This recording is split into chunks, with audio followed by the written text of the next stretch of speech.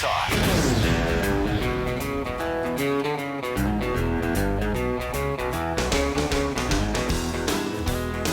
Hi, and welcome back to Focal Point, AFR Talk, this Monday edition. Great to have you on board USS Focal Point. And I'm sure that you are aware that yesterday was the close of the regular season in Major League Baseball. And I'm sure that you are aware that the Giants, my San Francisco Giants, scored a classic come-from-behind win in the bottom of the ninth inning. But for the few of you that may not be aware, I want to play just the highlights of the last two at-bats, the last two significant at-bats, bottom of the ninth. Yesterday, Giants are down 6-5. Rookie hitter steps to the plate, Hector Peguero. Here's what happened. And Peguero, the swing high and deep into left center field. It is out of here, and this game is tied. How about that? Here it comes. High drive, center field. This one is over. Now, one of the things we're taught to do as Christians is to share your joy. So I'm just kind of sharing with you the highlight of my weekend, and I'm sure you appreciate it, receiving it as much as I enjoyed sharing it with you. Now, I want to send a shout out before we go any further to Lori. Lori is a faithful listener to AFR Talk and to this program.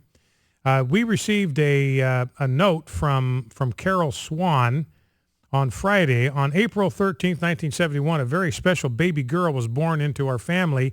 Lori is her name, and we would eventually learn that she is a WAGR syndrome child, about 150 of these around the world. Over the years, her illnesses have caused my devout Christian sister to depend upon her Bible. And 88.1, that's the frequency where they listen to AFR Talk where they live, as their family source of Christian messages. Today, this is Friday, today Lori faced yet another surgery at VCU. She calls me daily at my office. Yesterday, her special request was, Carol, will you listen to 88.1 for me tomorrow? Because she apparently would not be able to do it because of the surgery. She's memorized the names of most of the speakers and the air times when we're on the air. Her miracles over WAGR syndrome began at age 3 months when she was in heart failure along with failure to thrive and needing surgery. The doctor did not expect her to live through that week. Lori has survived Wilms tumor with a loss of a kidney, spleen, and partial pancreas, 2 open heart surgeries, multitudes of eye surgeries. Her remaining lung gave way in 2009 with her stepdad giving a donor kidney. Today in the surgery on Friday, her colon was removed. Just a few of the surgeries that she has survived. She's also diabetic and autistic, but quite social with a better memory than anyone we know. She's probably one of your most faithful listeners, along with my sister, Carol's sister, her mother, Marion, and stepdad, Joe, who is legally blind. So just want to send a shout out to Lori. God's best to you. May God's healing power rest on you. A shout out to Marion. Shout out to Joe. Thank you, Carol, for keeping us informed, and thank you for listening to AFR Talk. Now, want to jump into a clip on the sanctity of life issue, and Jeff, let's grab clip A9, because this is kind of a chilling thing to me about where the secular left is at.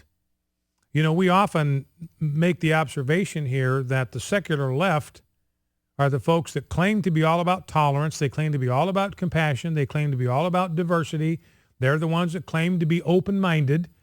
And yet we discover the reality is they are the most totalitarian, closed-minded bigots, intolerant bigots that you can find.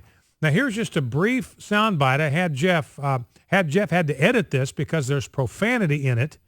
And so Jeff edited that, as you will probably be able to hear in the soundbite. You can see where the profanity occurred, and it's not something we can play on family radio. So it gives you an idea. Here's a co-ed manning a pro-life booth on a university campus. This is at Indiana University, and there's an unidentified student who approaches the pro-life college group, and there's a girl there, there's a co-ed there, who is manning the table, and they have a pro-life display that they have there on campus. And so this guy walks up to these pro-lifers that aren't bothering anybody.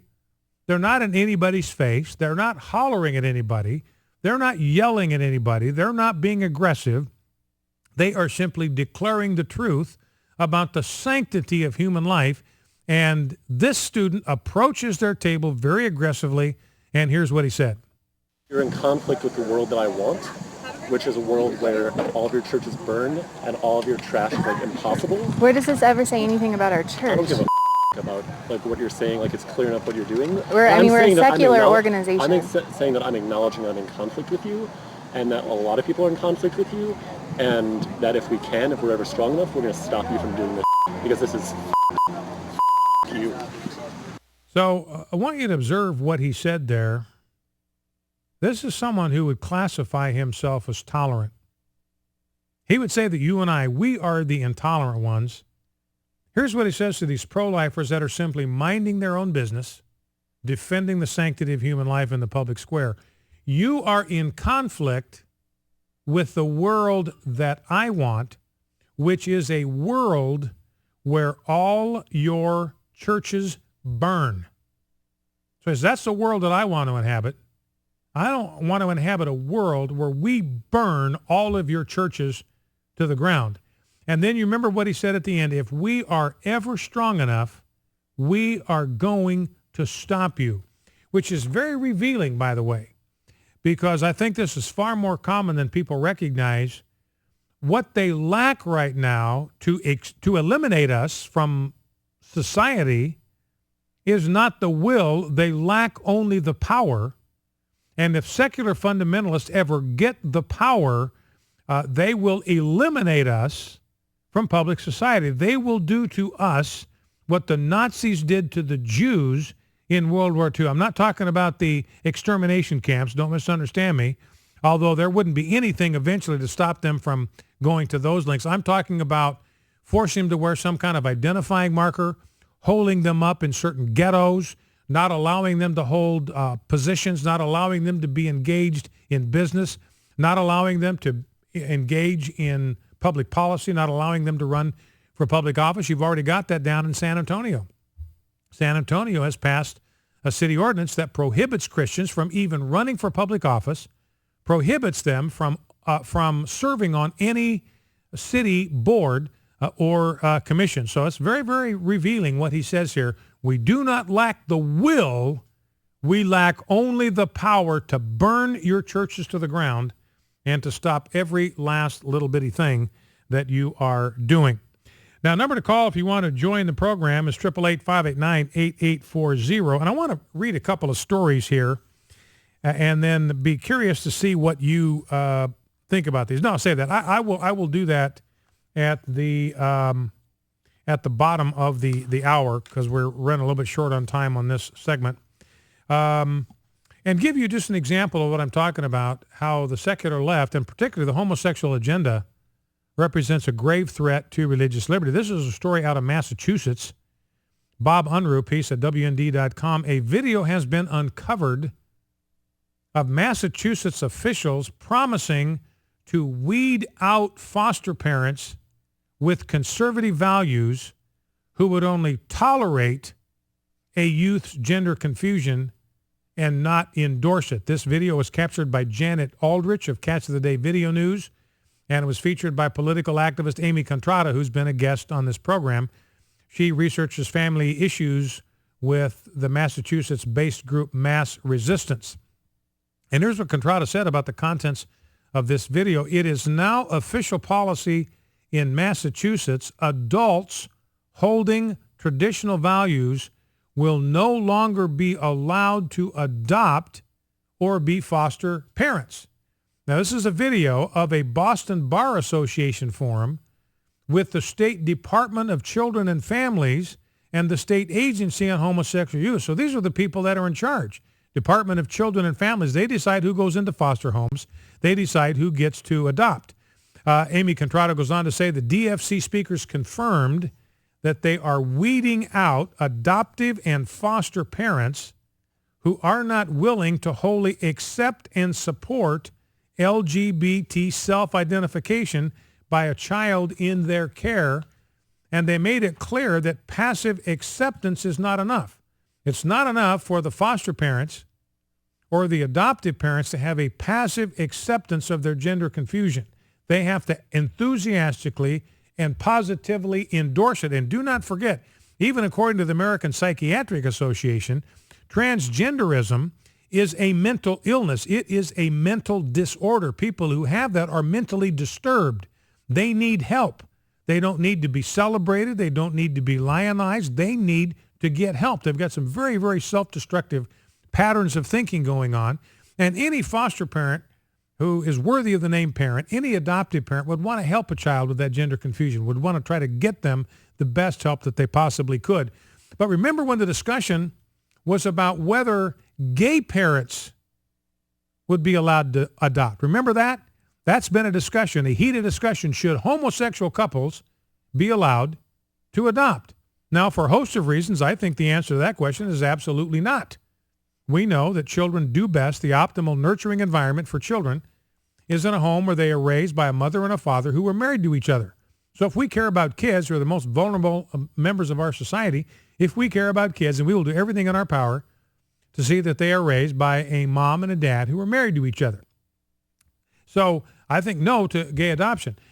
But that was the debate. Should homosexual parents be allowed to adopt? Now notice how the argument has shifted. Notice this. The issue now in Massachusetts is, should heterosexual couples be allowed to adopt? And the answer is no. The answer is, if a heterosexual couple believes in natural marriage, they are disqualified in the state of Massachusetts from serving as foster parents and from adopting. So that just shows you how radical the homosexual agenda is when they get their way. Now, one last thing, finish on an uptick.